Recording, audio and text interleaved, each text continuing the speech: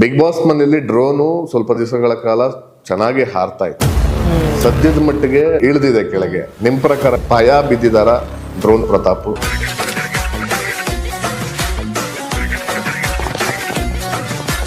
ಸಂಗೀತ ಅವ್ರ ಜೊತೆ ಸೇರ್ಕೊಂಡು ತುಂಬಾ ಇನ್ಫ್ಲೂಯೆನ್ಸ್ ಆಗಿದೆ ಅಂತ ನಮಗೆ ಅನಿಸ್ತಿದೆ.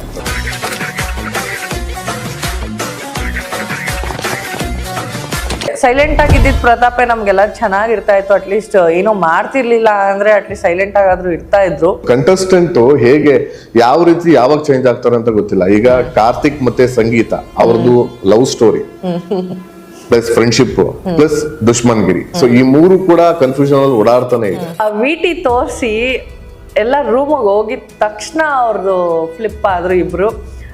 ಗೊತ್ತಿಲ್ಲ, ಏನೋ ಮಾತಾಡ್ಕೊಂಡಿರ್ಬೋದು ಅನ್ಸುತ್ತೆ. ಆಚೆ ಕಡೆ ಈ ತರ ಪೋರ್ಟ್ರೇಟ್ ಆಗ್ತಾ ಇದೀವಿ, ಚೆನ್ನಾಗಿ ಕ್ಯೂಟ್ ಕಪಲ್ ತರ ಕಾಣಿಸ್ತಾ ಇದೀವಿ. ಮೈಟ್ ಬಿ ಅದನ್ನೇ ಕಂಟಿನ್ಯೂ ಮಾಡೋಣ ಅಂತ ಅವ್ರು ಮೈಟ್ ಬಿ ಏನಾದ್ರು